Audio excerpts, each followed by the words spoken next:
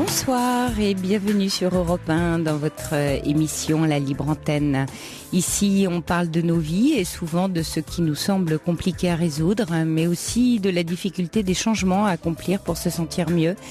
Alors je vous livre une réflexion de Machiavel que j'aime beaucoup et qui disait dans ses propos sur le métier de prince que le plus difficile était de savoir entrer dans le mal. Alors pour Machiavel, entrer dans le mal, ça voulait dire entrer dans le mal à la façon du bon médecin, dont le diagnostic prévient la maladie, alors même qu'aucun signe visible ne l'annonce encore. Entrer dans le mal pour mieux en sortir, temporiser ou réagir immédiatement. Machiavel avait, avant Freud, pointé l'importance du questionnement sur les théories. Mais il y a malheureusement un paradoxe bien connu. On préfère souvent une situation mauvaise mais familière à l'inconnu même le plus prometteur. Si on rechigne à évoluer, c'est en partie à cause des bénéfices secondaires, attention, compassion, victimisation, que nous obtenons en manipulant notre environnement de façon à continuer comme avant. Du coup, pour catalyser un changement, il faut qu'une gêne suffisamment forte se fasse sentir de façon à prendre des mesures radicales. Bref, que les bénéfices apparaissent bien clairement et que l'inconfort soit tel qu'il n'y ait plus d'autre choix possible. Les chercheurs en sciences humaines ont ainsi établi qu'il fallait un événement révélateur, quelque chose qui fasse dire à l'individu « cette fois c'est plus possible ». Bref, vous savez, la petite goutte qui fait déborder le vase. Normal donc que la transformation se déclenche souvent sous l'effet d'une période préalable de stress ou d'une menace suffisamment inquiétante pour nous mettre en mouvement. Mais pas seulement, parce que les résistances, les peurs sont telles qu'elles pèsent de tout leur poids quand bien même leur âge gronde. Alors il y a une petite astuce que je vous livre. L'astuce, elle consiste à se persuader que maintenir les choses en l'état nous coûterait beaucoup plus cher que de sauter dans l'inconnu. Chacun doit se rendre compte des conséquences qu'aurait dans ce cas l'inaction et l'immobilisme. La souffrance est donc une puissante source de motivation, avec un bémol de taille, qu'elle s'accompagne d'espérance, sans quoi, vous le savez bien, elle devient destructrice. L'espoir devenant ainsi la passerelle entre préparation et transformation. Alors en guise de passerelle et pour reprendre une petite dose d'espoir, je vous invite à nous appeler ce soir au 39 21. Asiba et Quentin sont là avec leur écoute bienveillante pour recevoir vos appels et c'est Philippe Chartier, notre cher Fifi, qui veille sur le bon déroulement de cette émission. N'oubliez pas que si un sujet vous touche, vous pouvez à tout moment réagir et demander à dialoguer en direct avec un auditeur en appelant le 39 21. Vous pouvez aussi réagir à ce que vous entendez à l'antenne par SMS en composant le 7 39 21 en commençant votre texto par le mot nuit ou envoyer un mail sur le site europe1.fr à l'émission Libre Antenne 39 21. J'attends vos appels. Europe 1, Sophie Peters. Et puis avant d'accueillir un premier auditeur, enfin une auditrice en l'occurrence, je voulais envoyer un petit message à deux de nos auditeurs. Je voulais d'abord souhaiter un bon courage à Coco. Coco qui nous a envoyé un SMS hier pour nous dire qu'elle traversait une période un peu difficile et qu'elle embrassait toute l'équipe. Alors Coco, nous vous embrassons aussi bien fort et nous vous envoyons tout notre courage et notre bienveillance. Et puis un petit mot également pour Nadège. Nadège qui était avec nous vendredi soir à l'antenne et Nadège qui est ce soir en grande souffrance et qui a besoin qu'on lui tienne la main. Alors Nadège, si vous nous écoutez ce soir, sachez que vous avez touché beaucoup d'auditeurs, que les messages ont continué à affluer sur votre histoire hier soir, avant-hier lundi et puis également mardi. Et Nadège, pour vous dire que toute l'équipe de la Libre Antenne est avec vous ce soir et nous vous souhaitons aussi beaucoup de courage et nous envoyons toute notre tendresse.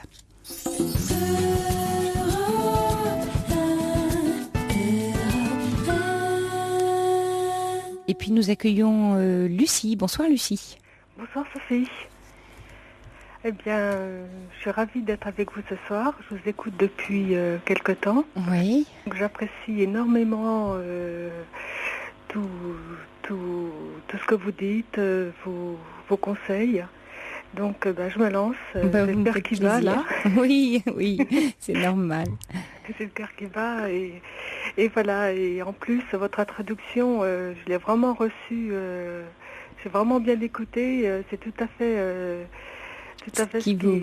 Oui, ça vous parle en ce moment. Ah oui, ça résonne bien. Oui, tant mieux. C'est fait pour. C'est fait pour. Donc j'ai vécu plus de 10 ans avec le père de mon fils. Oui. Il est parti il y a à peu près 3 ans. Et depuis, je suis seule. J'élève mon petit garçon et c'est comme si je vivais un veuvage en fait. Oui. Bah oui, après un divorce c'est un deuil, hein, Lucie. Un gros deuil, hein, beaucoup plus lourd et fort qu'on s'imagine souvent, et on a beaucoup banalisé le divorce dans la société d'aujourd'hui parce qu'il est partout, hein, mais ça reste un immense tsunami personnel, hein, un énorme deuil, ouais. Ah oui, c'est très très dur. Il est parti, c'était peut-être pas plus mal. Il aurait pu partir dans des conditions différentes. Je me suis relevée, je fais ce qu'il faut pour mon fils, mais pour moi, c'est le désert amoureux. Je n'ose pas aller vers une rencontre. Quand vous dites que vous n'osez pas, est-ce que par exemple vous avez eu des expériences ou des rencontres qui auraient pu déboucher et que vous avez eu le sentiment de pas donner suite ou de pas vous engager, ou c'est parce que vous dites non, en fait je rencontre personne et je vois personne? Disons que j'ai vraiment l'envie de reconstruire. Ouais. Quand je me trouve en face d'un homme qui me plaît, je perds tous mes moyens et puis je fais tout pour qu'il se passe rien en fait. Oui. Je suis dans la fuite totale. Oui, mais après un divorce, quelquefois, comme c'est quelque chose qu'on ressent quand même malgré tout, même si comme vous dites, on se dit c'était mieux parce que ça pouvait plus durer et qu'il y a souvent des bonnes raisons à ça. On a peur après de l'histoire suivante, forcément. C'est un petit peu plus difficile de passer le pas parce que une autre histoire s'est terminée et on n'a pas envie de croire à la fin quand on démarre autre chose. Vous voyez, donc il y a déjà un petit handicap de départ quand on renoue une nouvelle histoire après un divorce. Et puis il y a toute cette période de deuil dont on a parlé qui peut être très longue et qui en même temps est bonne et saine, parce que il y a des gens qui se réengagent tout de suite dans d'autres histoires, et quelquefois ça peut être plus compliqué parce que ça peut ressembler à une fuite, alors que là vous êtes dans un temps de latence, on va dire, qui vous aide à vous construire, à vous structurer. Donc là vous êtes en train de mûrir petit à petit, de vous ouvrir, et peut-être que simplement le temps est pas venu encore pour vous. Vous voyez, c'est-à-dire que si quand vous êtes en présence d'un homme, vous avez peur, parce que le besoin, l'envie, on l'a parce que voilà, c'est dur d'être seul et qu'on a besoin de tendresse, on a besoin d'affection, et que voilà, quand on est seul chez soi, on dit oui, j'aimerais bien avoir un compagnon, parce que c'est pas drôle ce quotidien tout seul, surtout quand on a vécu en couple, vous voyez, longtemps comme vous. Donc il y a une période où on fait les mêmes gestes du quotidien, la même vie, et on est seul à assumer ces tâches-là, et on aimerait encore les partager. Tout à fait. Donc ça, c'est un besoin fort, et puis en même temps, on est quelquefois pas complètement prêt. À la fois, c'est confus. Ça veut pas forcément dire que vous avez pas confiance en vous, ou vous êtes plus séduisante, ou oui, c'est peut-être un peu plus profond ou un peu plus complexe. Certainement, oui. Ouais. Oui, j'aimerais vivre une belle histoire. Mais oui. Voilà, c'est... Oui, pas une comme celle que vous avez vécue. On veut toujours faire mieux. Alors, l'exigence, en plus, elle est encore plus importante la fois d'après. Oui. Et surtout qu'en plus, il y a mon fils. Donc, il a quel âge, lui? Il va avoir 12 ans, moi, d'octobre. 12 ans. Donc, ça fait un petit moment qu'on est tous les deux. Donc, on organise notre petite vie. Oui. Je lui en parle. Je lui dis, tu sais, maman, elle restera peut-être pas toute seule. Alors, il comprend bien, surtout que son papa m'a quittée pour une autre femme. Donc, mais j'ai pas envie d'une aventure. Enfin, j'ai envie d'avoir une belle histoire, quelque chose qui... Oui, alors peut-être que vous êtes en train de vous laisser du temps, justement, pour ça. C'est probable. Ouais, et que ça, c'est plutôt un bon signe. Même si, vous voyez, c'est pas parce que vous souffrez de solitude que en soi c'est mauvais ou c'est pas bon, c'est peut-être un temps qui prépare autre chose. Surtout que vous êtes du coup en train de vous construire vous en tant que femme et que ça peut donner lieu à une relation plus équilibrée par la suite. Parce que vous allez être plus sûre de vous, avoir plus confiance. Mais que vous soyez inquiète de la façon dont ça passe ou l'issue, ça c'est peut-être aussi qu'il faut rendre l'amour un peu plus léger, ne pas mettre trop d'enjeux, parce que vous pouvez aussi rencontrer quelqu'un, faire un petit bout de chemin et ce sera peut-être pas la super belle histoire que vous souhaitez, mais ça va vous apprivoiser, vous aider, vous assouplir, vous voyez, le cœur, l'âme. Donc petit à petit en avançant, les histoires, quelquefois, il y en a pas qu'une, il y en a plusieurs, il y en a 2, il y en a 3, il y en a 10, il y en a... Et toutes ces histoires-là, elles nous aident, elles ont leur raison. Quelquefois, en dessinant trop les contours de ce que vous voulez, vous pouvez empêcher les choses d'arriver, parce que vous vous situez dans l'attente. Et dès qu'on est dans l'attente, alors là, c'est plus compliqué. C'est terrible parce qu'on peut pas s'en empêcher d'attendre, comme la petite fille qui attend le prince charmant, c'est un grand classique, mais c'est une attente qui peut abîmer des choses parce que elle laisse pas elle laisse pas la situation ouverte. Elle bizarrement, alors que c'est de l'attente, ça ferme parce que ça met des enjeux. Vous voyez, on attend, donc on attend telle chose et on veut telle chose. Donc vous rencontrez quelqu'un, puis tout de suite votre petit, dans votre tête, vous allez vous dire, non, ça me va pas, ou ça, non, mais là, ça me fait peur, non, mais là, enlevez tout ça, laissez-vous vivre, juste si vous rencontrez quelqu'un, vous observez, vous écoutez, vous mettez pas de réponse avant les questions. Laissez faire un peu les choses. Oui, restez ouvert à ce qui vient, à ce qui advient. L'amour, c'est quelque chose qui nous arrive, c'est pas quelque chose qu'on attend et ou qu'on va chercher. C'est quelque chose on dit tomber amoureux, vous savez. Alors on tombe en amour. Mais alors ça fait mal quelquefois, mais en fait c'est le principe de la rencontre. Et l'attente, elle crée beaucoup de tension parce que dès qu'on rencontre quelqu'un, alors on en attend déjà quelque chose alors qu'on connaît pas la personne. C'est vrai. Ouais, et ça peut mettre beaucoup d'enjeux. Puis je reçois effectivement un SMS qui dit après le divorce, nous ne sommes plus habitués à séduire. Le doute est là bien présent, il faut du temps et plus qu'on le pense, même si on se sent prêt. Alors c'est vrai qu'il y a tout cet aspect de séduction qui est un peu complexe. Est-ce qu'on sait encore séduire? Est-ce qu'on séduit encore? Ça, c'est quelque chose qui vous questionne?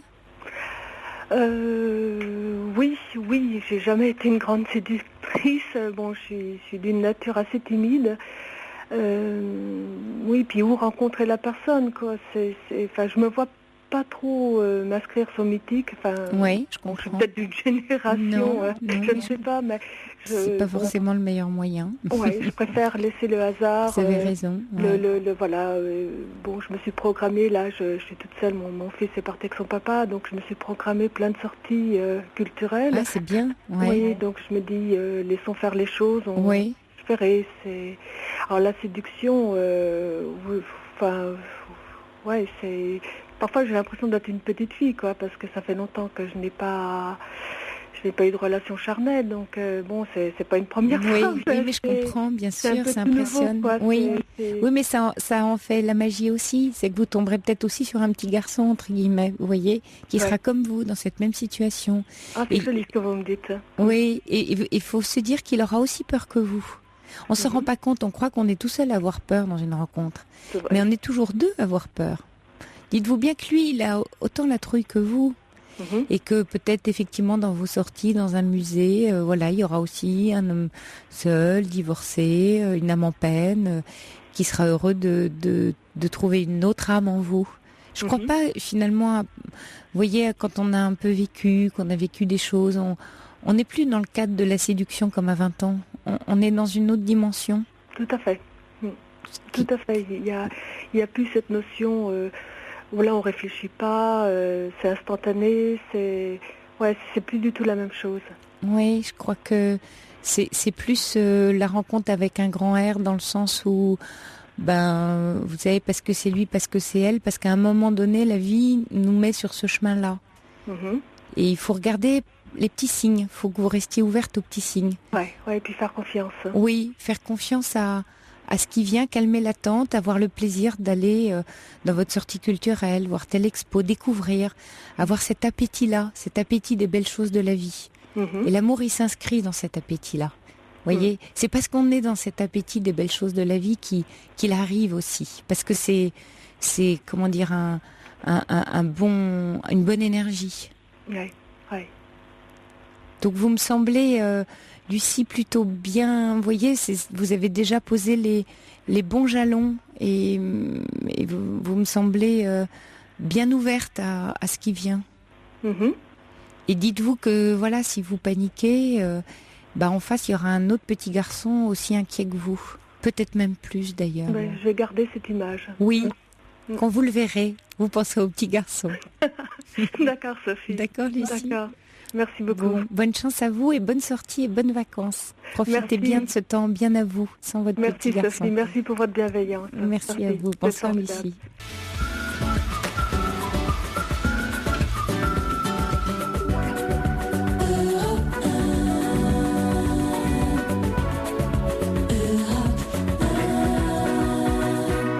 Bonsoir Jocelyne. Bonsoir Sophie.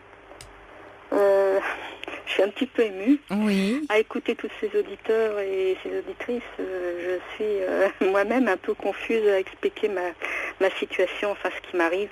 Non, on est souvent beaucoup plus clair que ce qu'on croit. Donc je vous rassure. Oui. Voilà, donc moi ce qui m'arrive, enfin ce que je vis, c'est une situation qui a commencé déjà très très jeune, par un milieu qui n'était pas très très facile par rapport à mes parents, par rapport à mes frères et sœurs. C'est-à-dire que il y a eu des moments tellement difficiles pour mes parents et moi-même ayant eu une maladie, j'ai été séparée. De vos parents, hein? De mes parents, oui. Moi, je suis au milieu de 5 enfants, donc j'ai eu un problème, je dirais, un peu affectif que j'ai essayé de surmonter. Et à l'heure d'aujourd'hui, j'ai fait ma vie, j'ai eu des enfants, je vis avec mon mari depuis maintenant 25 ans. Et je dirais que tout ce vécu de la petite enfance a eu quand même quelques conséquences sur ma vie de couple. Et par rapport à mes enfants, ça se passe très très bien. J'en suis très très contente. Mais le gros souci que je rencontre ou qui m'est difficile à aujourd'hui, c'est que mes parents ont pris ont pris de l'âge. Oui. Je me suis retrouvée confrontée à une situation qui était très très désagréable parce que je savais qu'un jour ou l'autre il fallait que cette situation s'arrête. Donc ça fait maintenant à peu près 10 ans que avec mon mari nous avançons dans cette situation par rapport à mes parents et entre-temps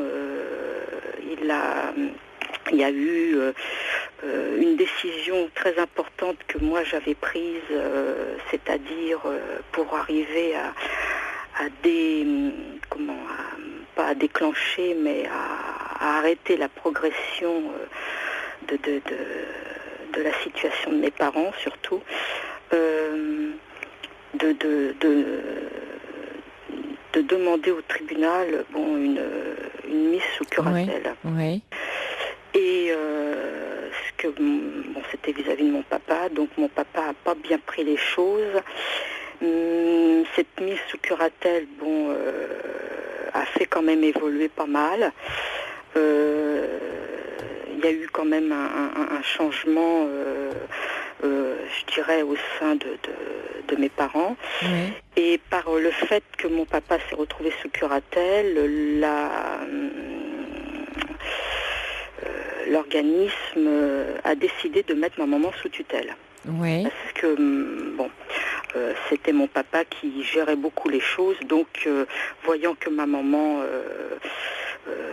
ne pouvait pas subvenir, ils l'ont mis sous tutelle, et lorsque j'ai vu tout ceci se précipiter, j'ai pris les choses, j'ai expliqué avec mes frères et sœurs, et la décision a été que je prenne cette tutelle. Alors tout de moins la curatelle de mon papa et la tutelle de ma maman. Ah, vous avez les deux. Les deux. Oui. Et mon papa, a déjà été très malade. Il a eu une opération. Cette opération lui a permis de vivre quelques temps, enfin de prolonger un peu. Et il est décédé en 2008. Et ma maman s'est retrouvée 2 fois hospitalisée. Elle a passé un long séjour à l'hôpital pendant 9 mois. Et ce séjour, en fait, s'est prolongé parce que la situation de mes parents étant telle qu'un de mes frères est totalement dépendant lui aussi, et il a été placé lui-même sous curatelle. Voilà, donc c'est une situation très très lourde. Bah oui. Et suite à cela, après 9 mois d'hospitalisation de ma maman, la solution pour qu'elle puisse continuer à vivre sans rester à l'hôpital a été de lui trouver un hébergement, alors que normalement, elle aurait dû retourner chez elle. Mais la situation est telle qu'elle ne peut pas. Et avec mon mari, on supporte. Oui, c'est très lourd. Ouais. Oui. Et vous avez un seul frère ou vous avez aussi des sœurs Non, j'ai une sœur et 2 autres frères. Et eux peuvent pas vous aider? Alors, ils m'aident, mais cette situation est tellement lourde et je dirais affectivement, c'est vrai que je ne suis pas seule à avoir le choc, enfin le coup. Hein. J'ai mon frère aîné qui lui a sombré dans la dépression et dans l'alcool aussi, je dirais. Donc c'est très lourd. C'est très très lourd. Et donc avec mon mari, on est en charge. Enfin, lui veut me soulager, de certaines tâches, tâches, oui. Et du fait que l'on a pu trouver quelque chose à proximité où nous sommes, on peut régulièrement suivre, lui apporter et lui donner tout ce qu'on peut, et de la motiver aussi, puisqu'elle a la maladie d'Alzheimer et donc des... Et ça se passe bien avec votre mari, le fait de... Alors ça crée des tensions, parce que des fois il n'en peut plus, lui suit un peu l'évolution de la maladie de ma maman, mais c'est-à-dire que ça envahit un peu votre couple.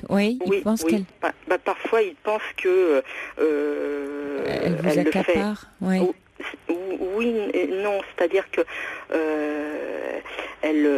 quand elle prend des crises, là on s'est absenté pour les vacances. Quand on est revenu, elle nous a fait quelques crises, et c'est vrai que quand les intervenantes sont là, parfois ça se passe pas très très bien, quoi. il nous appelle pour intervenir. Donc, Oui. et le samedi dimanche, bon, c'est vrai que ça nous accapare plus que la semaine, puisque le samedi Oui, dimanche forcément. étant Mais oui, mais est-ce que vous pouvez pas, Jocelyne, faire on parlait, votre mari comprend bien que c'est une situation passagère d'un moment de votre vie où vous avez vos parents à accompagner. Voilà, c'est une situation un peu particulière pour vous. Alors certes, elle est très lourde dans ce que vous décrivez, mais est-ce que lui peut comprendre que voilà, c'est un passage il le comprend, Ouais. mais parfois il n'en peut plus. Bah il oui. me dit faudrait la placer. Quand est-ce que tout cela va s'arrêter? Et vous en pensez quoi quand il en peut plus? Bah, Vous dites quoi? je, Vous dites quoi, vous, hein? Oui. moi, je me dis quoi? C'est, Vous voyez, qu'est-ce que vous souhaitez? Comment vous voyez la situation? bah, moi, ce que je souhaite, c'est que elle puisse repartir dans sa maison, quoi. Oui, puisque mais c'est elle qui a a... la maladie d'Alzheimer. Oui, oui. Oui, mais vous savez, ça évolue jamais vers du bon. Enfin, on revient pas Oui, en arrière. oui, Hein. oui, On fait oui. qu'avancer vers quelque chose de très lourd. Mm. Donc, Mais- oui. Mais elle a la conscience quand même de par moment quand même. Oui. Bon, elle est par moment. C'est vrai que à la voir en Oui, bien sûr, mais voilà, c'est une maladie qui est très évolutive. Donc, est-ce que vous, par rapport, parce qu'aujourd'hui, en fait, là, vous m'appelez parce que cette situation avec vos parents et votre famille crée des tensions dans votre couple, hein, c'est ça, oui, Jocelyne? oui, oui, Et c'est ces tensions-là qui sont aussi très lourdes pour vous. Ça surrajoute, en fait. oui, oui. Il faudrait pouvoir donner, bien que j'ai l'impression quand même que votre mari est assez bienveillant quand même avec vous, mais forcément, par moment, il en peut plus. Faut peut-être lui reconnaître le droit de plus en pouvoir et par moment peut-être de moins l'associer lui et voyez d'essayer de vous comment dire de vous répartir entre votre famille et lui, enfin voyez pour pas que ça entache trop votre vie de couple. Lui dire c'est une période, mais je comprends que ce soit lourd pour toi et si tu veux vous voyez, peut-être lui en parler moins ou être moins que vous arriviez à préserver ce qu'est votre vie, ce qu'est votre relation. Vous voyez, parce que si ça envahit tout, vos discussions, votre quotidien, vos c'est préoccupations. Pas moi qui oui, en parle, c'est lui. C'est lui. Ah oui. Et puis c'est surtout que le samedi et le dimanche, bon, pour qu'elle puisse un petit peu se changer et ne pas être toute seule, puisque la semaine elle est toute seule, même si on la voit un peu le soir. Le week-end, bon, pour qu'elle bouge, pour qu'elle, elle vient à la maison, elle mange avec nous le midi et après elle repart. Ouais. Mais tout ceci, elle ne le fait plus toute seule. Bien sûr, faut aller la chercher. Ça fait 3 ans là que cette situation est en attente qu'elle puisse rentrer chez elle. D'accord. Et quand elle vient, par exemple, le week-end pour les repas, ça pèse votre mari, sa présence? Vous sentez que ça crée une tension entre vous? Oui, beaucoup. Ah oui. Il vous le reproche ou comment ça se traduit comment?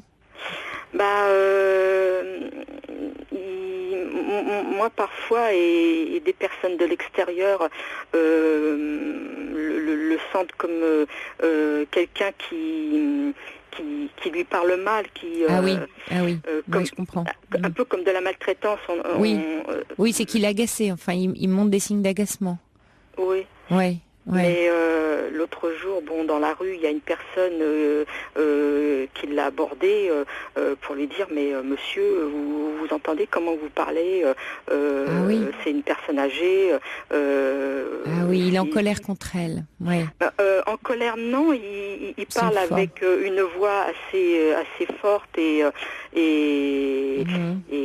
pour en plus, elle était un petit peu à trébucher. Oui. Donc il la maintenait. Il manque de patience, vous voulez dire un peu. Non, c'est pas un manque de patience, mais c'est de se dire que effectivement on est tout seul parce que les frères et sœurs sont pas à proximité. Oui, et nous, vous... on a voulu faire bien de la mettre bien sûr. À côté, proche de chez nous, pour pas l'avoir chez nous, parce que ça, il n'en était pas question de l'avoir chez nous en attendant. Mais on a trouvé un hébergement proche de chez nous. Et quelque part maintenant, c'est devenu pesant, très très lourd. Et vous êtes, avec l'hébergement, il faut quand même que vous la preniez tous les dimanches ? Non, mais c'est en fait elle est dans un studio, donc elle se retrouve pas. Elle sait très bien que c'est pas chez elle. Elle répète qu'elle veut rentrer, Et nous on est Mais est-ce que vous pourriez avec votre mari avoir vous arrivez à discuter de ça ou de son comportement avec elle, il vous écoute, ou est-ce que c'est possible d'avoir une discussion sur ce sujet-là? Parce que lui, quand je disais il est agacé ou il est en colère, c'est que s'il lui parle mal, c'est que c'est une façon d'extérioriser son malaise. C'est cette personne finalement qui lui empêche d'avoir la vie un peu plus paisible qu'il avait avant avec vous. Donc un peu comme, vous voyez, comme s'il passait ses nerfs, ou vous savez, comme on peut être agacé. Quelquefois il y a aussi des adultes qui sont comme ça avec des petits-enfants, vous voyez, et que ce soit une personne âgée ou un enfant, on comprend pas quand cet adulte est un peu énervé, un peu en colère, alors que c'est pas le sujet, où la personne n'est pas responsable. Alors, il est sans doute très mal dans sa peau aussi, lui, il faut croire, pour se comporter comme ça, et qu'il a un manque d'empathie parce que il n'arrive pas à être touché par ce qui arrive à votre maman et par le fait que ce soit votre maman. Vous voyez, peut-être qu'il aurait besoin d'être aidé, ou que vous en parliez ensemble pour que vous lui disiez mais voilà, c'est un passage. On en parle ensemble, mais lui il a du mal à comprendre, et c'est vrai que d'accepter que on soit tous les deux seuls dans cette situation. Oui, il trouve ça un peu injuste d'avoir à tout supporter. Oui, parce que j'ai une sœur qui est pas très très loin. Et ce serait possible d'impliquer plus justement votre sœur et vos autres frères? Vous vous répartissiez les dimanches, et pourquoi ce serait toujours vous? C'est devenu encore moins possible parce que mon frère qui était quand même à 70 km de là, qui venait tous les 15 jours, lui est parti maintenant. Il est plus loin. Et votre sœur, vous dites, elle est pas loin? Plus loin. Ma sœur n'est pas très très loin, mais elle préserve beaucoup sa vie de famille, c'est ce que me dit mon mari, et je crois aussi. Et elle vient de temps en temps, mais... Et vous pourriez en discuter avec votre sœur de tout ça? Vous osez pas? Elle le sait. Oui, mais elle le sait, mais ça va toujours mieux en le disant, vous savez bien. Elle le sait, elle le voit, mais vous pourriez lui parler de vous, de votre besoin. C'est votre sœur, lui dire, moi j'ai aussi mon couple, mes enfants, ma vie de famille, c'est très lourd pour nous. Est-ce que tu peux m'aider un peu, parce que nous on n'en peut plus, tout simplement. Ça, vous osez pas encore, Jocelyne? Je sais qu'elle est assez... oui, mais vous faites mais vous savez, on croit... souvent, on ne demande pas les choses aux autres dans la vie parce que on est persuadé de la réponse en disant « Oui, mais c'est pas possible parce que je le connais, il ou elle dira ça, ou peut pas m'entendre. » Mais tant qu'on n'a pas demandé, et bien demandé, on ne sait pas. Donc, vous vous empêchez d'agir, là. En prenant tout sur vous, vous voyez, en étant un peu toute puissante dans l'histoire, en disant moi j'ai porté mes parents, puis vous avez commencé votre histoire en disant que vous aviez une enfance pas facile. Alors la question à vous poser, c'est est-ce que vous prenez pas toute la place aussi auprès de vos parents pour réparer des choses, et pour vous tout ça est très important, mais peut-être que l'agacement de votre mari peut être un bon aiguillon pour vous de lâcher un peu et de demander à votre sœur, à ceux qui peuvent, ou à des amis de partager, de vous donner un coup de main. Et peut-être que c'est à vous que ça va apprendre à lâcher un peu prise sur vos parents, et à moins les materner. Parce que l'important c'est qu'il soit et que votre maman soit soutenue, mais il n'y a rien qui dit que vous devez tout porter toute seule. Mais vous, c'est le devoir que vous en faites, que je sens. Et vous êtes plus enfermé dans un problème de devoir, et ça se comprend, hein. C'est à la fois tout à votre honneur et légitime de s'occuper de sa maman, mais là, ça prend des proportions importantes. Dans une situation, vous pourriez faire un tout petit peu autrement. Je vous dis pas de tout lâcher, mais de faire un petit peu autrement. Un petit peu autrement, c'est de lâcher un petit peu votre maman pour la confier à d'autres. Que ce soit, si ça peut être des amis d'elle un peu plus jeunes, ou sinon votre sœur. Enfin, vous voyez, des gens autour. Mais que vous soyez pas seul à tout tenir les rênes de tout ça, parce que c'est trop lourd, et que peut-être que je comprends finalement que l'agacement ou la colère de votre mari contre elle est destinée à vous, si ça se trouve. Mais il peut pas vous le dire à vous, alors il le dit à elle, vous voyez. En fait, sa colère, elle est tournée, par rapport au fait que effectivement, je fais ceci un peu en devoir de rendre quelque chose, et parce que ce qui est normal, j'ai aussi des frères et des sœurs, mais c'est aussi la colère d'une situation qui a évolué en bien, mais on est encore très très liés, enfin pas liés, mais comment expliquer, très pris, enfin très par quelqu'un de la famille qui empêche que ma maman puisse revenir là où elle a dans sa maison.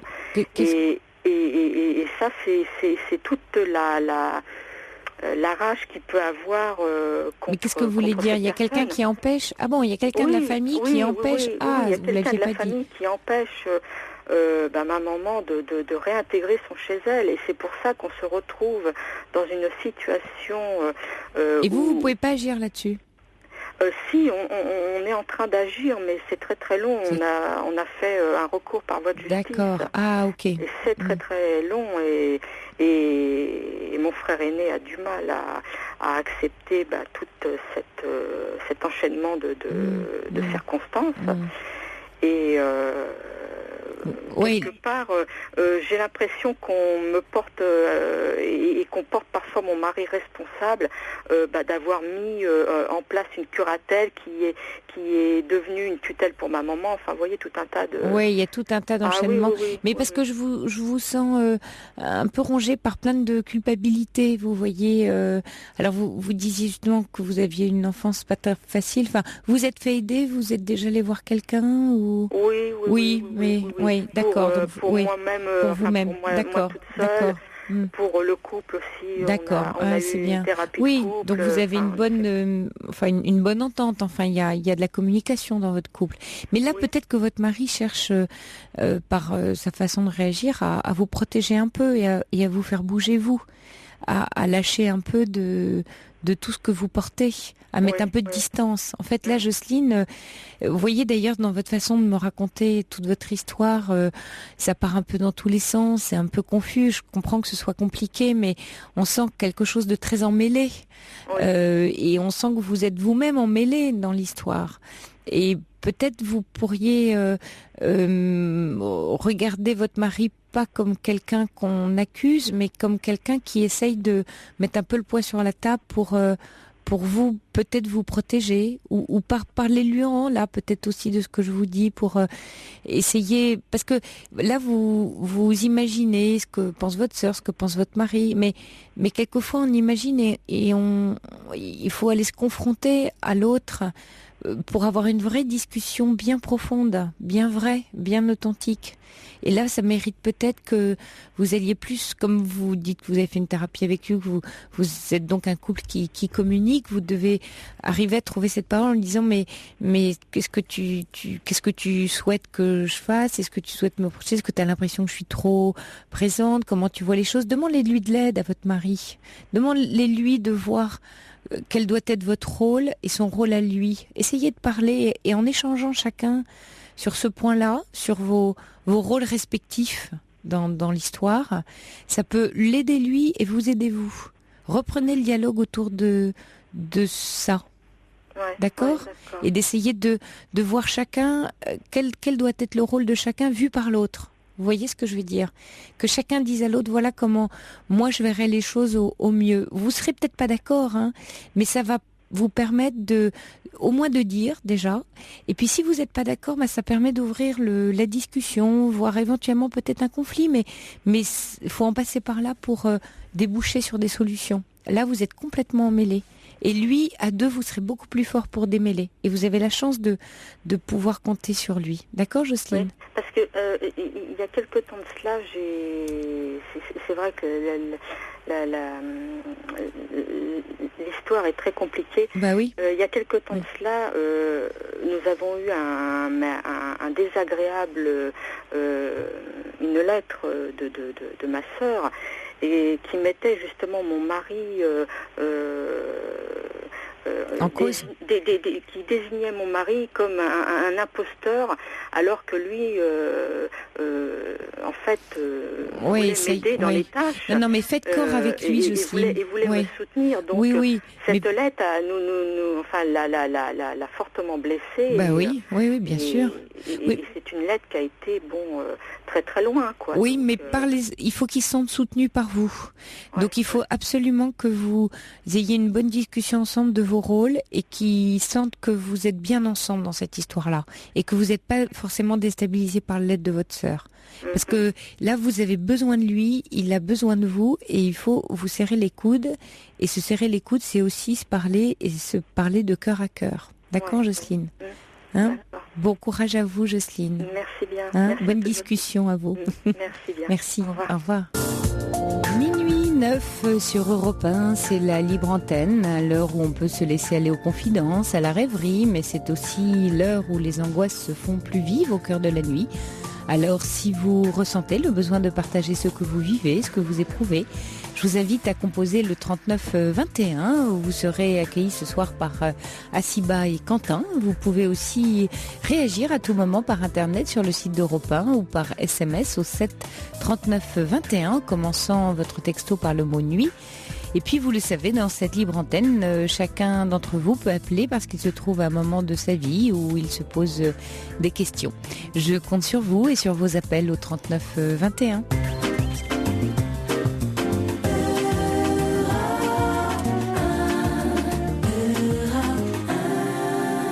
Bonsoir France. Bonsoir Sophie. Alors vous nous appelez de très très loin et il est très très tôt pour vous. Vietnam. Du Vietnam, voilà. Et voilà. Il est quelle heure alors pour vous? Il est 6h10. Il est 6h10 du matin, d'accord. Oui. Vous êtes alors, matinale, France. Ça va pas être évident du tout de traiter le sujet dont je voulais vous parler. J'avais parlé avec Caroline le soir du 31 décembre. Oui, et Fifi s'en souvient aussi. Il paraît que vous... C'est la dernière auditrice, la dernière intervenante de l'année. J'avais fait écouter le bruit des vagues. J'étais en paréo pendant que tout le monde se gelait à Paris. À Paris, voilà, c'était très joli. Et Fifi s'en souvient. Il m'en a parlé tout à l'heure. Il m'a dit oui, c'était super. Elle nous a fait écouter le bruit des vagues. Oui. Bon, alors là, vous êtes pas au bord de l'eau, là. Je suis au bord de l'eau, mais je suis enfermée. Vous êtes enfermée, d'accord. Voilà, ça a dû me porter chance parce que juste quelques jours après, j'ai rencontré un touriste français qui voyageait en Asie pour 3 mois, un matin dans un bar, et on s'est mis à parler sans pouvoir nous arrêter. Et on voulait rester 3 jours. Il avait prévu de rester 3 jours dans la ville où je vis. Parlez bien dans le combiné France, parce que par moment on vous perd. Oui. Oui, moi aussi un petit peu. Il est resté 3 mois. Il est resté 1 mois finalement là où je vis. Et puis il a continué son périple. Moi je suis allée le rejoindre dans le nord à la baie d'Along avant qu'il rentre en France. Après, on s'est retrouvés en France au printemps quand j'y suis allée. Il est revenu au mois de juillet. Il doit revenir 3 mois en novembre. Enfin, vraiment une histoire comme ça. Une belle histoire. Un peu, Ah oui, une belle histoire, oui. Ouais. Puis qui me convient très bien, hein, parce que je suis incapable de vivre à plein temps avec un homme. Donc c'est très bien, on se voit régulièrement. J'avais pas eu de relation sérieuse depuis plus de 10 ans, je ne cherchais pas. Je suis plutôt solitaire. Bon, j'ai un bon cercle amical et ça me convient comme ça, quoi. Ouais. Et bon, vous disiez l'autre soir, je vous ai entendu dire que l'amour pouvait être doux et gai. J'ai Oui. bien aimé cette expression parce que c'est exactement ce qui se passe avec Oui. lui. Et puis ça fait penser à ce que je disais à Lucie tout à l'heure au début de Oui. l'émission, que voilà, la rencontre c'est quand on l'attend pas, hein, qu'elle arrive souvent. Voilà, voilà. Ouais. Oui, quand on l'attend pas, quand je la cherchais pas, je la désirais pas. Il n'y a aucun problème, quoi. Il est à la retraite depuis 1 an. Moi, j'ai la chance de pouvoir organiser mon temps. Il est très séduisant, très cultivé. Alors il y a quand même un problème beaucoup, parce que vous nous on appelez rit ce beaucoup, soir. Voilà. Bon. Et il n'y a qu'un seul problème Oui. dont j'ai parlé dans mon email, c'est que c'est un problème d'hygiène corporelle. Ouais. Alors, sans doute que j'ai la malchance d'avoir un odorat très développé et je souffre beaucoup des odeurs fortes. Est-ce que je crains justement... Allô? J'ai appuyé sur un bouton. Voilà, d'accord. J'ai cru que vous avez perdu. Oui. Est-ce Et que vous craignez que lors de son prochain séjour, puisqu'il vient pour 3 mois la prochaine fois, ça vienne à bout de notre relation, quoi, parce que vous n'avez pas je du ne tout sais pas pu... comment Oui, nous- c'est ça. Vous n'avez pas du tout pu l'aborder un tout petit peu avec lui. Non. Je sais pas comment faire. Parce que ça vous angoisse, oui. Déjà là, bon, au mois de juillet, je me laissais approcher, enfin toucher que quand je savais qu'il avait pris une douche. Alors, je conçois que c'est pas son problème, c'est le mien. Hein. Je Oui, pense pas qu'il soit sale. Mais c'est un reste. Je crois qu'il se néglige parce que ça fait très longtemps qu'il vit Oui. seul et qu'il ne se rend pas très bien compte, quoi. Oui, mais c'est pour ça que vous pouvez peut-être l'aider parce que c'est pas effectivement comme vous dites, bah ça lui pose pas de problème, mais en même temps maintenant il a une relation avec vous et donc c'est Oui. un respect de vous, hein, de prendre Oui. soin de son hygiène, c'est aussi vous respectez vous dans l'intimité. Donc voilà, donc votre demande, il faut que vous déjà vous rassurez vous-même sur le fait que votre demande, elle a le droit de citer. C'est pas quelque chose que vous avez à lui imposer. Vous voyez, c'est normal non, pas que du vous tout, ayez non. besoin de ça, vous. Hein, Oui. Voilà. Mais alors, pour l'aborder, est-ce que par exemple, justement, on parlait de gaieté, est-ce que prendre le détour un peu de l'humour, de la légèreté, de dire tiens, je vais prendre une douche, tu viens avec moi, ou tiens, je te laisse prendre ta douche avant moi, ou déjà, est-ce que ça, par exemple, vous avez tenté c'est des petits subterfuges comme ça pour le pousser un peu plus souvent vers la douche? Non, j'avoue que j'ai rien tenté, quoi. Je suis assez démunie. Oui, parce que du coup, ça vous D'autant que angoisse. je sais qu'il le prendrait. Bon, je vais vous donner un exemple. Je Oui. suis allée chez lui, donc en France, et son appartement est un peu à son image. Et, Oui, un peu en foutoir, quoi. Oui. Un peu n'importe quoi. Oui. Et elle m'a dit, à moitié en rigolant, qu'il avait pris une femme de ménage 1 fois par semaine et que ses amis lui avaient dit que c'était pas du luxe, quoi. Oui. Et il me dit, bon, moi je les ai engueulés, pourquoi personne m'a dit que mon appartement était pas propre, quoi. Donc je sais qu'il est apte à recevoir ça. Oui, quoi. voilà. Et quand il vous l'a raconté, cette anecdote-là, est-ce que vous êtes allé dans le sens de ses amis en disant bah oui, j'avais remarqué que t'es pas très ordonné, un peu en riant, ou tiens bah oui, j'avais remarqué que c'est pas ton truc, quoi, le ménage, ou Je me souviens pas Ouais. ce que je lui ai dit, non. oui, d'essayer, France, de faire passer des petits messages comme ça sur le ton de la blague, et puis pourquoi pas lui dire alors dans l'intimité, voilà, tu sais, je comprends, ça fait très longtemps que t'es plus avec une femme, t'es un peu, voilà, un aventurier, t'as beaucoup voyagé, c'est vrai que dans certaines conditions, bon, on n'a pas toujours une douche à portée de soi, et puis toi, bah, c'est normal, si t'es tout seul, bah, ça te dérange pas, mais maintenant qu'on est ensemble, voilà, moi j'aurais besoin que tu fasses un peu plus attention à toi, c'est important pour moi. Est-ce que vous pensez pouvoir le lui dire ça? Je sais pas. Ouais, parce qu'en fait, le problème, il est chez vous, là. Hein, il y a 10 ans, j'ai eu ouais. le même problème. Ah oui, ça c'est intéressant. Avec un autre homme, même type d'homme, c'est un avocat parisien, donc c'est des hommes qui présentent très bien, justement. Mais j'avais réussi à le lui dire. Hein. Et comment ça s'était passé? Parce qu'il se plaignait que je le repoussais souvent, etc. Et j'avais réussi à le lui dire en me mettant un peu tout sur le dos. Je sais pas comment vous dire. Oui, je m'étais inventé en une disant sorte c'est moi. de la propreté. Ah quoi. Oui, je vois très bien. Oui. Et il m'avait bien pris. Bon, du coup, il m'avait dit d'accord, je me prendrais. Il prenait une douche chaque soir avant de se coucher. Bon, pourtant, je vous assure, je suis pas obsédée de la propreté. Non, mais quand on a des relations intimes avec quelqu'un, oui, c'est quelque chose d'important, oui. Pardon. Et donc, oui, c'est vraiment. Mais moi, ça, c'est intéressant parce que. À quelqu'un. Oui, mais attendez, ce qui est intéressant, c'est que vous avez déjà une expérience et que cette expérience, elle s'est bien passée. Donc, ce qui est intéressant là, c'est de se demander pourquoi vous avez si peur de lui en parler, alors que vous l'avez déjà fait une fois et que ça s'était bien passé. Qu'est-ce qui fait que là, vous avez peur? Parce que le problème, il est... Ok, il y a un problème, on va dire, chez lui, mais il y a également, chez vous, il y a cette peur de pas pouvoir aborder le sujet. Alors, à quoi ça fait référence chez vous? Vous avez le sentiment de passer pour une casse-pied, d'être trop exigeante. C'est intéressant quand vous dites j'avais mis tout sur mon dos parce que je me sens pas, comme si vous vous sentiez pas légitime dans votre besoin, alors qu'il l'est complètement. Oui. Et c'est vrai. Voilà. Alors peut-être que là, il y a quelque chose qui doit vous interroger sur quelle image vous vous faites de votre demande. Est-ce que vous y avez pas droit? Est-ce que vous autorisez pas? De quoi vous avez peur? Vous voyez, vous allez loin dans votre raisonnement parce que vous dites mais j'ai peur que ça fasse casser notre relation. C'est énorme, comme si c'était une montagne. Donc c'est une montagne. Oui, non, mais c'est vrai que c'est absurde. Hein. Oui, mais ça c'est pas grave. Enfin, c'est pas du tout pour vous. Je fin à cette relation parce qu'à un moment ça ne sera plus supportable. Ah non, mais c'est dommage. Non, France, là vous avez un souci à résoudre qui est tout à fait à votre portée.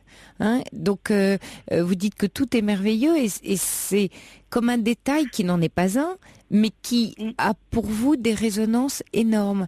Et c'est important de savoir de quoi vous avez peur. Est-ce que vous avez peur de passer pour quelqu'un qui est trop exigeante? Est-ce que vous avez peur vous voyez, vous deviez inventer la psychose de la propreté, de passer pour quelqu'un de dingue? De quoi vous avez peur au point de pas pouvoir le dire tout simplement, et de poser votre besoin? C'est compliqué en général pour vous dans votre vie de faire valoir vos besoins dans d'autres situations? Non, pas du tout. Non, voyez, oui, voilà. Mais alors, je crois que vous avez tout à fait raison dans le sens où c'est la première fois que j'ai une relation avec quelqu'un de totalement bienveillant. Ah alors, c'est une chance de plus. Totalement aimable. Oui. Et que c'est la peur de... Moi, je ne supporterais pas qu'on me dise... je me sentirais très humiliée qu'on me dise tu sens mauvais ou tu es sale. Ah voilà, vous l'avez la réponse, France, vous l'avez trouvée. Oui, vous voyez, vous n'osez pas parce que vous ne supporteriez. C'est dans l'idée de ne pas faire aux autres ce qu'on n'aimerait pas qu'on vous fasse. Comme c'est quelque chose d'insupportable pour vous, ce serait une insulte, presque, hein, si on vous le disait. Du coup, vous avez le sentiment d'insulter l'autre. Oui, tout à fait. Hein, on est en miroir, souvent. Et c'est peut-être là, enfin c'est même sûrement là qu'est le nœud de votre souci. C'est parce que vous ne supporteriez pas qu'on vous le dise. Oui, tout à fait. Mais en même temps, il n'y a pas de raison. Si je l'avais dit à l'homme avec lequel j'étais il y a 10 ans, il était plutôt agressif avec moi, on était souvent dans une relation, donc ça m'avait moins gênée. Ah oui. Alors que là, vous y tenez plus. Mais lui est tellement équilibré, gentil. Je sais pas. Oui, il y a deux choses là dans votre propos. Il y a le sentiment de passer pour un peu pour la méchante, hein, pour l'emmerdeuse, j'ai envie de dire. Et puis deux, le fait de dire mais moi je supporterais pas, alors j'ai pas le droit de le dire. Mais vous fusionnez avec lui dans cette histoire alors qu'il est différent de vous et qu'il n'y a aucune raison qu'on vous le dise à vous puisque vous n'avez pas ce souci là. Donc il y a une histoire de fusion qui vous empêche de dire les choses tout naturellement. C'est pas naturel parce que vous êtes en fusion totale avec lui. Alors qu'en plus, avec un homme bienveillant comme vous le décrivez, il en a sans doute absolument pas conscience, et peut-être même qu'il serait ravi de faire un effort pour vous, ou cet effort-là en tout cas. Vous avez raison. Ouais. Alors après, maintenant, il faut trouver... Voilà, c'est ce que j'étais en train de penser avec vous, et je me posais cette même question. Du coup, il faut trouver la formule qui vous convient le mieux à vous, pas qui convient à lui. Parce que si... Le problème, vous voyez, c'est vous qui êtes bloqué dans la situation. Le problème, il n'est pas chez lui. Lui, il n'en sait rien, si ça se trouve. Du coup, il ne faut pas que vous trouviez les mots en vous imaginant ce qui va le mieux entendre. Il faut que vous trouviez les mots dans lesquels vous êtes, vous, le plus à l'aise. C'est pas la même démarche. N'essayez pas de le dire en disant, bon, je le connais, alors c'est comme ça que je vais le dire et tout. Non, c'est, je me connais et voilà au plus juste de moi-même. Plus votre demande va être authentique, mieux elle va être reçue par lui. Parce que ce qu'on reçoit très très bien dans une relation, avec un ami, un amoureux, c'est, on sent tout de suite quelqu'un qui dit les choses et ça sort de ses tripes, de son cœur. Parce que d'abord ça fait pas mal. Et puis vous savez, c'est le principe de la communication non violente où on parle d'abord de soi au lieu de parler de l'autre. Vous n'allez pas lui parler de lui, vous allez lui parler de vous. C'est pas la même chose. Vous allez lui parler de... C'est un peu ce que j'avais fait il y a 10 ans. Voilà, de votre besoin à vous. Oui, mais sans vous culpabiliser, sans faire de vous la fille qui est un peu tordue ou complètement pathologique sur la propreté. Non, comme quelqu'un qui ressent une gêne. Parce qu'en fait, le vrai sujet, c'est que vous ressentez une gêne. Oui. Et pas, voilà. Donc vous partez de la situation, de votre ressenti. Je ressens, alors là on le dit n'importe comment, mais c'est dans l'ordre, dans votre tête, c'est je ressens une gêne, voilà cette gêne, et parce que je ressens ça, est-ce que tu crois que tu pourrais faire quelque chose pour ma gêne ? Enfin, je vous fais juste le petit parcours là. Vous voyez, et ça c'est d'un principe de communication non violente, c'est-à-dire je parle de mon besoin, et de mon besoin je formule une demande pour voir si la personne est d'accord pour prendre en compte et entendre mon besoin. Et ça, c'est vrai. Ça, c'est de la communication authentique. Et c'est pas être gentil, arranger les choses, mettre le truc sous le tapis, essayer de prendre des détours. Non, surtout si c'est quelqu'un que vous sentez très sain et très bienveillant, il entendra... Voilà. Si c'est très authentique chez vous, il l'entendra très bien. Donc il faut que vous travailliez... Là, Oui. Peut-être vous avez raison, peut-être y mettre un peu de plaisanterie, quoi. Si vous vous sentez plus à l'aise, après, c'est c'est parce que je vous entendais rire, c'est votre mode de communication qui va vous aider. Ça ce sera la forme. Vous allez prendre le fond qui vous convient, et puis la forme qui vous convient. Si vous êtes à l'aise dans l'humour, ça va être de l'humour. Si vous êtes plus à l'aise dans quelque chose de très affectif, voilà. Enfin, voyez-vous, on a plusieurs registres. Choisissez que soit le fond ou la forme, là où vous vous sentez bien, et éventuellement exercez-vous avant de le revoir, voire à l'écrire. Faites différentes tentatives, un peu comme si vous lui demandiez par écrit ce que vous n'allez pas faire, mais faites l'exercice et puis regardez ce que ça donne. Tiens, bah là c'est juste. Ah là c'est pas juste. Là je me sens bien avec ces mots-là, puis ces mots-là je le sens moins bien. Oui, mais depuis que vous me parlez, j'ai déjà des mots qui me trottent dans la tête. Ah bah vous voyez, voilà, ça vient, c'est bien, ça vient. Ouais. Oui, non, mais c'est vrai, bon... Parce que vous y avez droit. Qui n'a pas été changé, sur le mode un petit peu... Oui, mais lui, c'est un ours qui vivait dans sa tanière. Hein. Il a rencontré une belle oursonne, mais il n'a pas encore compris le truc, quoi.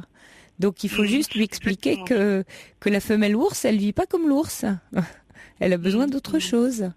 Et il sera peut-être très très heureux. Vous allez peut-être lui rendre service et vous n'allez pas abîmer votre relation sur un problème comme ça, vous voyez. Parce que c'est dans le non-dit. Simplement un problème de communication. Oui, si vous restez dans le non-dit, vous en plus du coup vous allez repousser ses avances. Il va pas comprendre. Il va dire qu'est-ce qu'elle a, elle m'aime plus. Ça va. Qui a commencé à se passer. Ah oui. Bah oui, mais alors ça va prendre des proportions énormes. Puis on est hypersensible quand on est amoureux. Alors on interprète souvent tout de travers. On se dit, Voilà, ah bah alors, oui, tout à fait. bah oui. Oui, Mais je et dirais- je suis le problème, c'est que non, vous m'avez bien éclairé là, parce que le problème, c'est que j'étais tout à fait consciente que c'était mon problème, pas le. Enfin, c'était Oui. mon problème de le dire. C'est Parce votre que besoin, lui n'en voilà, a pas votre problème de le dire et conscience. votre besoin. En fait, vous avez un besoin très impérieux à satisfaire, et parce qu'il est Ouais. très impérieux, c'est très compliqué à communiquer tellement ça devient important. Hein. Ouais. Peu importe ce qu'on a à dire, mais plus ce qu'on a à dire est important, moins on arrive à le dire. Donc, Ouais. il faut arriver à trouver la bonne méthode pour soi, et au plus près de soi. Et pas au plus près de l'autre. Parce que l'erreur, c'est qu'on se dit, ah bah, pour réussir mon coup, je vais me caler sur l'autre. Alors là, vous êtes sûr que ça va pas marcher. Ben voilà, c'est ce que je fais depuis, bon là, ça fait 3-4 fois qu'on se revoit, et c'est ce que je fais depuis, et ça colle pas, non, ça colle Ouais, pas. ouais. Effectivement. Ouais. Donc, essayez de faire le Non, petit exercice que je vous dis et Oui. d'essayer de travailler ça. Oui, bon, bah, écoutez, c'est une très bonne... je vais Vous faire allez comme ça, repartir je vais y avec réfléchir. vos petites En noisettes. plus, bon, ça me travaille parce que, bon, c'est vrai que quand on voit les statistiques, le nombre de brosses à dents achetées... Oui. Les Français, Enfin, bon, vous savez, on me n'est dit pas... que je me dis, je suis pas la seule à avoir ce problème. Comment font les autres, quoi. Non, on fait partie des... Je crois que dans les champions, j'avais vu un jour des statistiques rigolotes, et c'est vrai qu'on n'est pas très bon sur les brosses à dents et Voilà, c'est le ça, bon, bon, Oui, c'est vrai. C'est je me vrai, dis France. comment font les autres, pourquoi j'arrive pas à résoudre ce problème-là, quoi. Mais non, c'est pas comment font les autres, c'est que voilà, vous demandez pas comment font les autres. Acceptez que c'est le vôtre, et c'est pas en soi un problème, c'est un besoin, c'est pas la même chose. Tant que vous en faites un problème, ça reste un problème. Or en soi, c'est pas un problème, vous avez juste un besoin.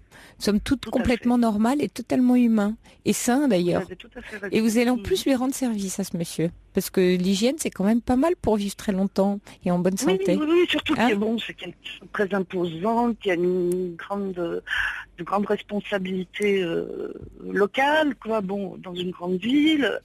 Bon, même pour lui, oui. Même pour lui, Je suis hein, d'accord oui. avec lui. Oui, Ouais, si ça se trouve, personne n'ose lui dire, et puis au bureau, ses collègues se disent aïe aïe aïe. Personne n'ose lui dire qu'il arrive en réunion avec une chemise tachée. Ben oui. Oui, alors c'est ça une petite femme dans une vie, ça peut rendre beaucoup de services. Oui. Ou inversement. Bon, vous avez raison. Hein. Bon courage, Oui. France. Écoutez, je vous fais 2 secondes de vague. Voilà. Oh, c'est beau ça. Oh là là. Je m'y crois dans le studio d'Europe 1. D'ailleurs, vous savez, ici, le studio, il est plongé. Fifi me met toujours une lumière toute bleutée. Alors, je suis dans mon petit aquarium. Alors, j'ai pas le bruit de l'eau, mais j'ai une sensation d'aquarium. Voilà. Bon courage à vous, France, écoutez, je vous et bonne remercie route. beaucoup pour vos conseils. Et merci de nous avoir appelés de si loin. C'était très judicieux, j'ai bien fait de vous appeler. Tant mieux. C'est pour. Merci beaucoup. Au revoir, France. Au revoir. À bientôt. Au revoir. Et puis nous accueillons Sonia. Bonsoir Sonia. Oui, bonsoir. Alors voilà, je vous explique ma petite situation. C'est que actuellement, je suis en plein questionnement. C'est-à-dire qu'en fait, voilà, j'ai fréquenté un homme donc pendant 3 mois et demi. Enfin, je sors à peine de la relation depuis ce lundi. Enfin, le lundi de cette semaine, je précise. C'est-à-dire qu'en fait, la dernière fois que je l'ai vu, donc ça remonte à lundi de la semaine dernière. Oui. Et étant donné que je n'avais aucun signe de vie de sa part, donc j'ai essayé tant bien que mal de le contacter. Et j'y suis arrivée téléphoniquement. Et bon, j'ai senti que bon, il était distant au téléphone. Donc je lui ai demandé si éventuellement il voulait arrêter la relation, étant donné que je n'avais plus aucun signe de vie. Je voulais l'entendre. Et vous étiez restés combien de temps ensemble? Oh, c'est une relation très courte, mais en fait, je me suis très investie sentimentalement. C'est une relation de 3 mois et demi. Oui. Voilà, mais pour moi, ça a été intense. Oui. Et bon, je reconnais qu'il a été très honnête avec moi, dans le sens où il m'a dit qu'il ne voulait absolument pas s'engager. Oui. Bon, donc je ne peux pas lui jeter la pierre par rapport à ça. Et en plus, nous avons quand même quelques kilomètres qui nous séparent. Nous habitons pas le même département en fait, pour être plus précise. Et donc voilà. Et donc je lui ai tendu la perche, si vous voulez. Et il n'a pas voulu me dire qu'il voulait arrêter la relation. Donc il m'a simplement dit je t'appellerai plus tard, chose qu'il n'a pas fait. Et donc en fait je me suis comment dirais-je abaissée entre guillemets en lui envoyant donc des textos et en lui laissant donc un message vocal lui demandant de me l'envoyer carrément par texto si vous voulez. De vous dire par texto si c'était ou non fini, c'est oui, ça? Voilà. Oui. Et en fait, il ne l'a pas fait. Donc j'ai fini donc hier par lui envoyer un texto lui disant bon ben je traduis ton silence par un c'est fini quoi. Voilà. Et donc je pensais que éventuellement ça allait faire une sorte d'électrochoc, sauf que jusqu'à aujourd'hui, il n'y a toujours aucune réaction. Et ma question est la suivante, c'est étant donné que je lui ai, comment dirais-je, je l'ai aidé quand même. Vous comprenez ce que je veux dire? Vous voulez dire vous l'avez poussé à oui, voilà, c'est-à-dire que je l'ai poussé quand même à me le dire. Oui. Vous comprenez? Bah oui. Et il ne me le dit pas. Et donc, si vous voulez, moi j'ai demandé conseil à mon entourage pour m'éclairer un petit peu. Donc il y en a certains qui me disent, oui, ben, il se comporte d'une façon très lâche. D'autres qui me disent, mais peut-être qu'il est dans l'incertitude lui-même et qu'il ne veut pas s'avancer à te le dire. Vous voyez? Donc voilà, parce que si vous voulez, la dernière fois que je l'ai vu, donc ça remonte à un peu plus d'une semaine et ça s'est très bien passé. Parce que si vous voulez, on ne se voit pas souvent dans le sens où, bon, je veux dire, il y a... Oui, mais ce qu'il y a, Sonia, c'est que vous dites que vous êtes un peu partie dans cette histoire sur les chapeaux de roue, enfin très vite, tombée amoureuse très vite et très investie. Et lui, vous avez dit qu'il voulait pas, à l'inverse, une relation trop importante. Donc il a peut-être pris un peu peur, tout simplement. Alors non, moi j'ai pas le sentiment dans ce que vous racontez que ça s'apparente à de la lâcheté. J'y vois plutôt de la peur de sa part, de se dire ben zut, j'ai fait naître chez cette femme des sentiments très très forts. Moi les miens le sont pas autant et du coup il est pas très à l'aise. Et s'il répond pas, ça veut dire aussi que oui, que sans doute il s'interroge ou il tient un peu à vous. Et là il va falloir tenir le silence, Sonia, le silence. Oui, je vous assure que... Bah oui, mais je ne sais pas quoi faire, mais cachez votre portable sous votre oreiller. Oui, je vous assure que j'ai un ami à moi aujourd'hui qui m'a dit coupe-toi les doigts, fais quelque chose, éteins le portable éventuellement, etc. Il a raison, votre ami. Voilà, mais... Là, il faut qu'il ressente le manque pour revenir. D'accord. Parce qu'en fait... Oui. Comment vous expliquer c'est vrai que il m'a bien dit qu'il ne voulait absolument pas s'engager. Parce que moi, je vous explique, moi, je lui avais dit que, si vous voulez, j'avais l'intention de demander une mutation. Mais cette mutation, si vous voulez, elle est personnelle. Donc, il a pris par rapport à lui. Ah, il a compris que vous vouliez le rejoindre. Donc lui, si vous voulez, dans son esprit, il m'a dit mais il faut que ça soit clair dans ta tête. Si c'est une décision personnelle, c'est une chose. Il faut que ça soit que pour toi. J'ai dit oui, absolument. Oui, d'accord. Voilà. Il n'y a pas de souci. Et donc voilà, parce que je vous explique, en fait, lui, il s'est toujours défini comme quelqu'un de solitaire et indépendant. Donc moi, je lui ai dit, écoute, tu ajouteras à ta carte à l'avenir que tu es un égoïste sentimental aussi. Parce qu'en fait, si vous voulez, il m'a répondu, mais c'est toi l'égoïste. Pourquoi je dois éprouver, moi, le besoin de te téléphoner si j'en ai pas l'envie? Je lui ai dit, oui, mais jusqu'à présent, tu me téléphonais régulièrement tous les jours. Et déjà qu'on ne se voit pas tous les jours du fait qu'on est séparés au niveau des kilomètres et au niveau de notre travail, parce que si vous voulez, son travail l'amène à être souvent sur la route, vous comprenez? Voilà. Donc j'estimais que c'était tout à fait normal, je veux dire, qu'on se parle. Oui, mais ça sonne un peu comme des reproches, comme de la pression, et ça pour une relation si fraîche, si jeune. Vous voyez, à Prune qui dit ne le harcelez plus. C'est vrai que, et puis ça sonne un peu de dire égoïste sentimental. Vous vous rendez compte l'étiquette pour quelqu'un que vous connaissez depuis 3 mois, il n'a pas le temps déjà de vous prouver de quoi il est capable, que vous lui collez une petite étiquette. Alors, ça coupe un peu les ailes, ça, à un homme. Oui, mais je suis d'accord avec vous, mais je vais vous dire, lorsqu'on a l'occasion de se rencontrer, je veux dire, d'un point de vue physique, si vous voulez, il reste quand même distant, dans le sens où, si vous voulez, il ne donne rien, mais il veut tout que je lui donne. Vous comprenez ce que je veux dire? Oui, mais parce qu'il a peut-être peur de s'attacher. Si vous dites que c'est un homme qui tient à sa liberté. Et qu'est-ce que vous appelez tout donner de votre part et lui rien donner?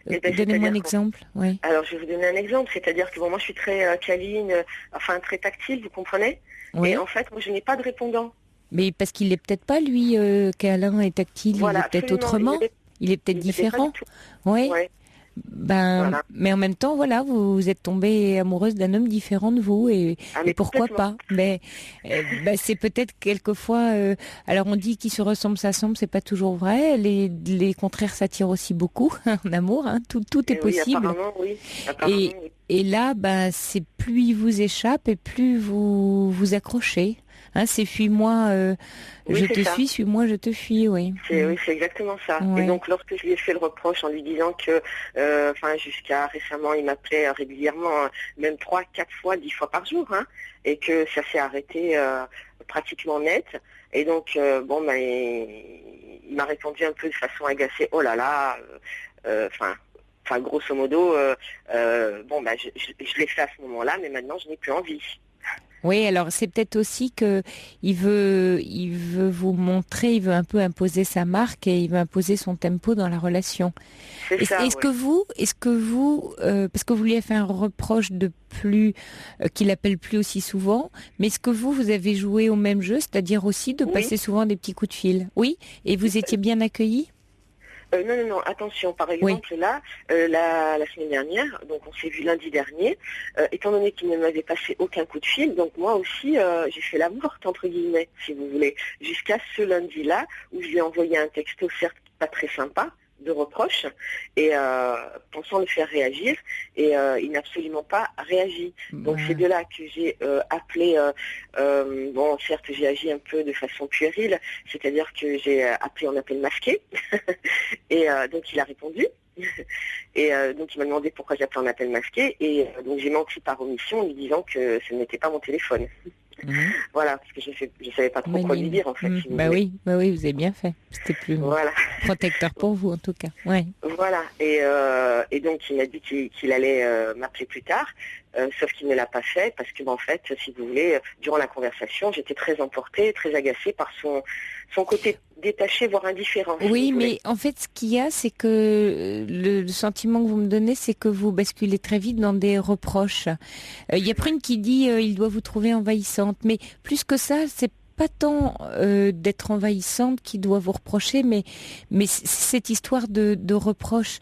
Un homme, mais aussi une femme, mais peut-être plus souvent les hommes, ils ont horreur qu'on leur fasse des reproches. Et puis, mais même mettez-vous à sa place, il n'y a rien de pire dans une relation.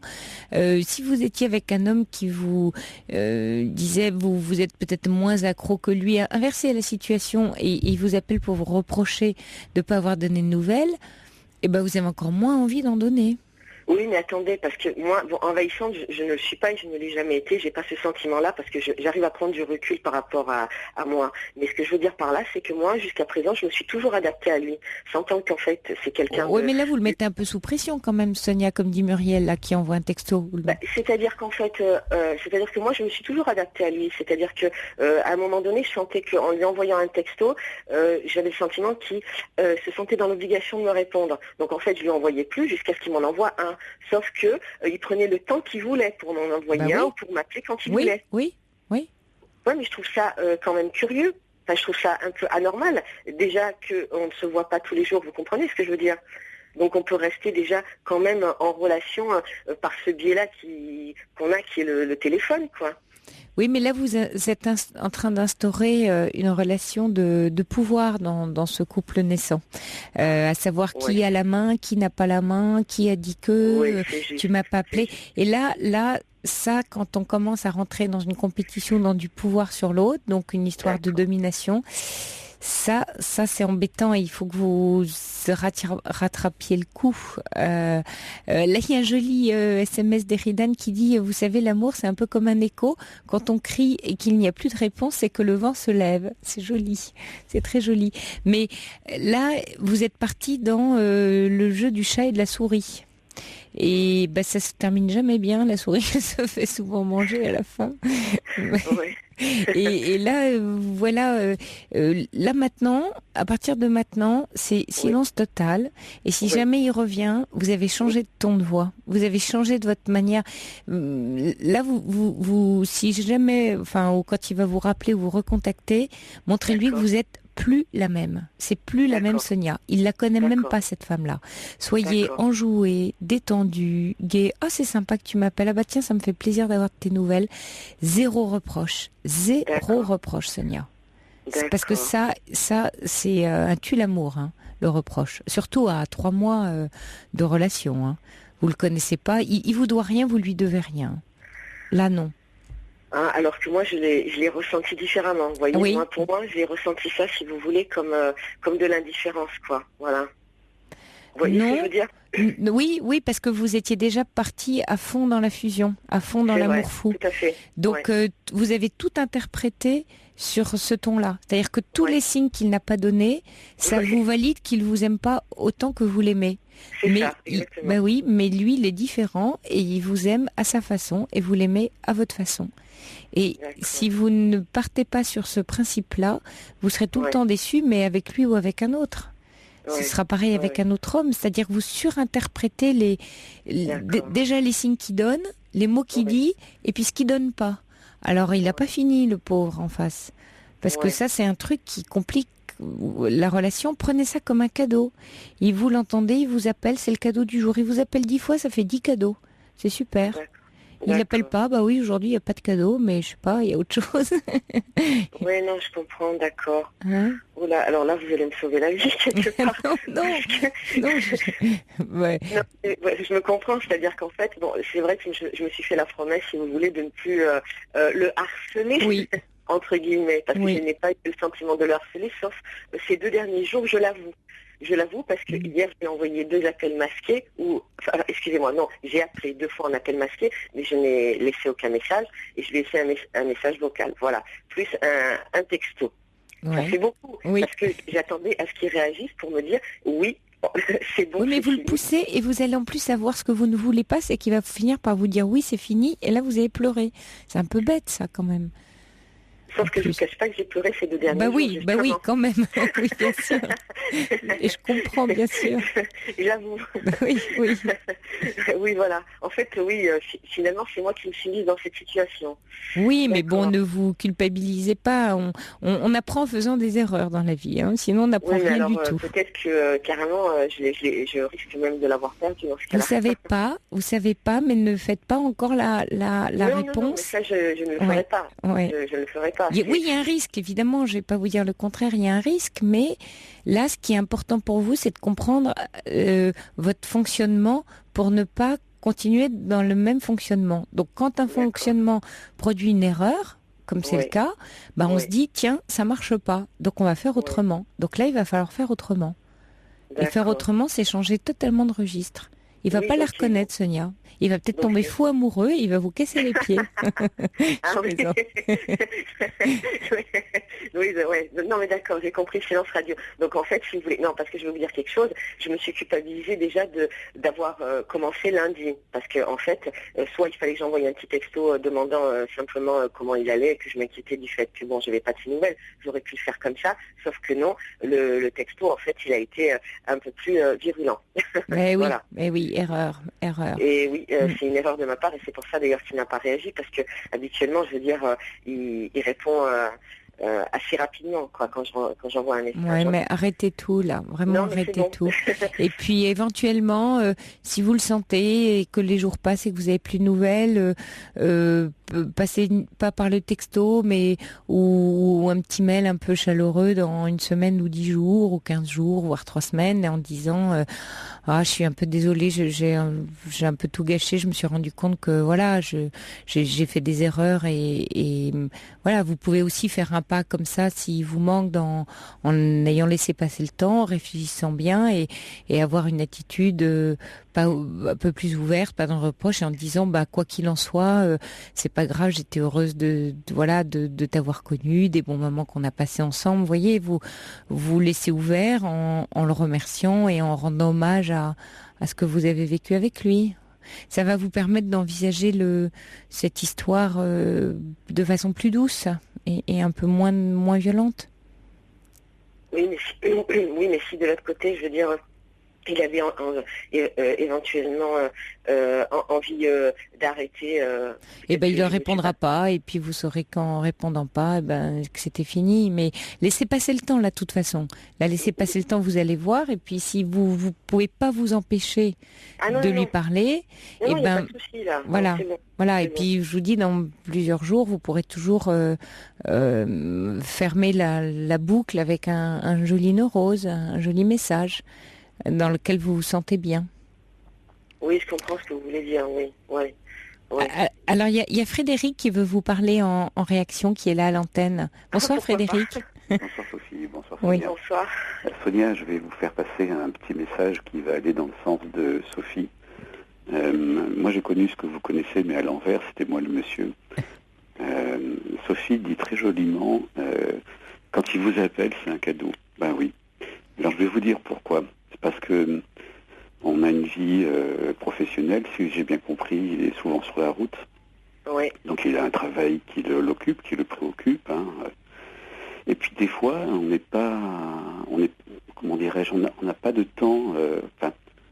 On n'aura pas de temps à vous consacrer en vous appelant, hormis vous dire, je vais bien et toi, bon merci, au revoir. Ouais. Et on trouve que c'est pas chaud, quoi.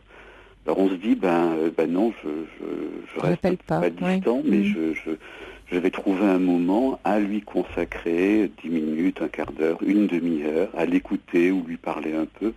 Et quand on n'appelle pas, c'est pas qu'on pense pas à vous, c'est que on n'a pas de temps de qualité à vous donner, à vous consacrer. Donc on est fatigué, on a besoin de se reposer, on réfléchit, on travaille. Donc les moments qu'il vous donne, c'est des vrais moments de cadeau, mais il les calcule, quoi. Il les fait pas comme vous. En fait, vous avez un tout petit problème. Je connais pas votre âge, mais j'ai envie de dire que quand on aime, on a toujours 20 ans et vous avez 15 ans. C'est-à-dire qu'en fait, vous êtes une petite gamine qui est tombée amoureuse et qui vous attendez beaucoup de ce monsieur, puis qui vous donne un tas de gestes d'amour et tout, un tas de signes d'amour. Et puis en fait, vous êtes des adultes, vous êtes des grands. Donc vous vous énervez de son absence, lui de son pseudo-ignorance, et vous ne vous comportez pas en adulte mature. Comme dit Sophie, je vais reformuler, instaurer une relation adulte-adulte. Et puis si vous trouvez que vous manquez de textos amoureux et tout, vous lui dites gentiment, sans en faire le reproche. Mais ce que vous avez raconté récemment, alors d'abord, les appels masqués, arrêtez. Oui, parce qu'ils sont piégés, là. Ouais. Non, mais ça, il faut pas le faire parce que non, mais ça, je l'ai fait, je veux dire, mais ces 2 derniers jours. Non, mais je ne l'avais jamais fait auparavant. Non, Sonia, c'est interdit quand on est adulte. C'est juste, c'est interdit, c'est des trucs de gamin, ça. Bon, vous êtes manifestement très amoureuse, très désireuse. Bon, il n'est pas câlin. Montrez-lui que c'est vachement bien d'être câlin. Parce qu'il apprécie très probablement votre tactilité, il apprécie que vous soyez collé à lui. Bon, lui, si a priori il n'est pas comme ça, ça ne veut pas dire qu'on n'aime pas. Ça ne veut pas dire... vous voulez qu'il se comporte avec vous comme vous êtes avec lui, parce que vous témoignez votre amour à lui comme ça, mais peut-être que lui, s'il est amoureux, il le montre autrement. Donc ne demandez pas d'avoir un alter ego... qui va montrer comme le chien qui jappe quand il voit son maître. Vous demandez qu'il soit avec vous, comme vous êtes avec lui, pour qu'il vous prouve, qu'il vous atteste de son affection.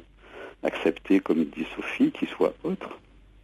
Oui, c'est l'amour, l'altérité aussi. Oui, laissez la place à l'autre.